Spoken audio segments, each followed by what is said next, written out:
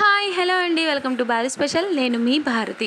ఎలా ఉన్నారండి అందరూ? నేనైతే చాలా బాగున్నాను అండ్ మీ అందరు కూడా చాలా బాగుండాలని కోరుకుంటున్నాను. ఈరోజు వీడియోలో నేను చూపించిపోయే రెసిపీ అయితే అస్సలు వాటర్ యూస్ చేయకుండా చేసిన మంచి హెల్తీ రెసిపీ అండి. అండ్ ఇది మనం బ్రేక్ఫాస్ట్కైనా డిన్నర్కైనా కూడా చక్కగా తినేయచ్చు. ఈ రెసిపీ చూసే ముందు మన ఛానల్ కనుక ఎవరైనా ఫస్ట్ టైం చూసినారంటే ప్లీజ్ సబ్స్క్రైబ్ చేయండి. అలానే పక్కన బెల్ ఐకాన్ని కూడా హిట్ చేయండి.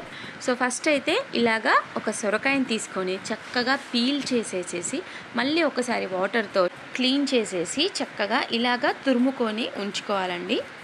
ఇలా తురుపుకొని పెట్టుకున్న తర్వాత మనం ఈ సీడ్స్ ఉంటాయి కదండి, దీనిలో సొరకాయలోని సీడ్స్ అవన్నీ కూడా మనం వేరేసి పక్కన పెట్టుకోవాలండి. ఇన్ కేస్ అవి కనుక లేతగా ఉంటే మీరు అందులో ఇంక్లూడ్ చేసుకొని ఉంచుకోవచ్చు. కానీ ఇందులో అయితే సీడ్స్ కొంచెం ముదిరిపోయి ఉన్నాయండి. సో నేను అందుకని సీడ్స్ అన్నిటినీ కూడా రిమూవ్ చేసేస్తున్నాను.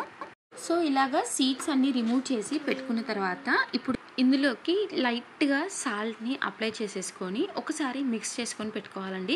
ఎందుకంటే ఇలా తురుముకున్నది ఏదైనా కూడా ఎయిర్కి ఎక్స్పోజ్ అవ్వడం వల్ల త్వరగా నల్లపడిపోతాయి కదండి. అందుకని ఇలా లైట్గా సాల్ట్ని మిక్స్ చేసేసుకొని ఇలాగ మూత పెట్టుకొని ఉంచుకున్నామంటే మనం ఏదైనా వెజిటేబుల్స్ యాడ్ చేసుకోవాలన్నా అవి చాప్ చేసుకొని యాడ్ చేసుకునే వరకు కూడా చక్కగా ఫ్రెష్గా ఉంటుందండి.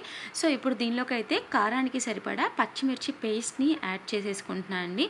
సో దాని తర్వాత నేను ఇక్కడ 2 కప్స్ గోధుమ పిండిని యాడ్ చేస్తున్నాను అండి.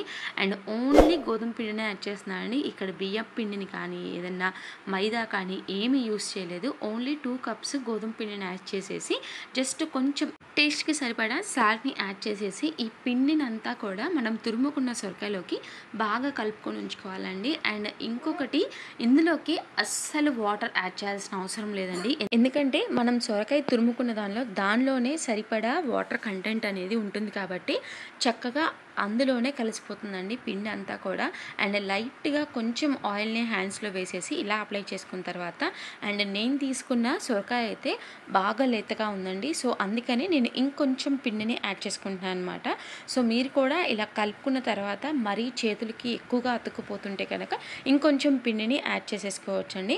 సో ఇలా మొత్తం పిండిని అంతా యాడ్ చేసేసుకున్న తర్వాత మనకి పిండి అయితే ఈ కన్సిస్టెన్సీలోకి రావాలండి. ఇప్పుడు దీన్ని ఒక పక్కన పెట్టేసేసుకొని మనకి క్లాత్ కానీ లేదంటే ఒక కవర్ కానీ తీసేసుకోవచ్చండి. అండ్ నేనైతే ఇక్కడ ఒక వెట్ క్లాత్ తీసుకున్నాను అండి. వెట్ క్లాత్ తీసుకొని మనం ముందుగా ప్రిపేర్ చేసుకున్న పిండిలో నుంచి ఒక చిన్న బాల్ సైజ్ తీసుకొని ఇలాగ క్లాత్ మీద ట్యాప్ చేసుకుంటున్నానండి. అండ్ ఇలా ట్యాప్ చేసుకునేటప్పుడు మీరు వాటర్కి బదులు కూడా పొడి పిండిని యాడ్ చేసుకోవాలండి. దీనికి మీరు వాటర్ తీసుకుంటే పిండి ఇంకా లూజ్ అయిపోయి అసలు మనకి చేసుకోవడానికి వీలవ్వదండి. సో అందుకని ఇలా పొడి పిండిని యూజ్ చేస్తూ చక్కగా ట్యాప్ చేసుకున్నారంటే చూసారా ఎంత నీట్గా వచ్చేసిందో.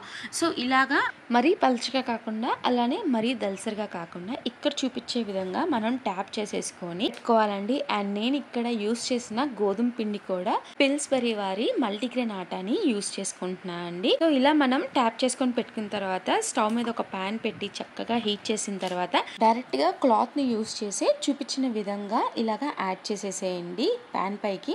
సో ఇలా కొంచెం వేడైన తర్వాత మనం ఇలా రెండు వైపులా కూడా చక్కగా మీడియం ఫ్లేమ్లో పెట్టుకొని ఇలా బ్రౌనిష్ వచ్చే వరకు కూడా చక్కగా కాల్చుకోవాలండి. సో ఇలా రెండు వైపులా కూడా చక్కగా కాలిన తర్వాత మనకి ఈ డిష్ రెడీ అయిపోయినట్లండి. సో చూసారు కదండి, సొరకాయతో చాలా అంటే చాలా టేస్టీగా ఉండే నేను పెట్టుకున్న పేరైతే పరోటా అండి. సో మీకు నచ్చితే లైక్ చేయడం మాత్రం అస్సలు మర్చిపోకండి. అలానే ఈ రెసిపీని మీరు మీ ఇంట్లో ట్రై చేసి కామెంట్ సెక్షన్లో మీ వాల్యుబుల్ కామెంట్స్ని కామెంట్ చేయండి. అలానే మన ఛానల్ కనుక ఎవరైనా ఫస్ట్ టైం చూసినా అంటే ప్లీజ్ సబ్స్క్రైబ్ చేయండి. అలానే పక్కన బెల్ ఐకాన్ కూడా హిట్ చేయండి.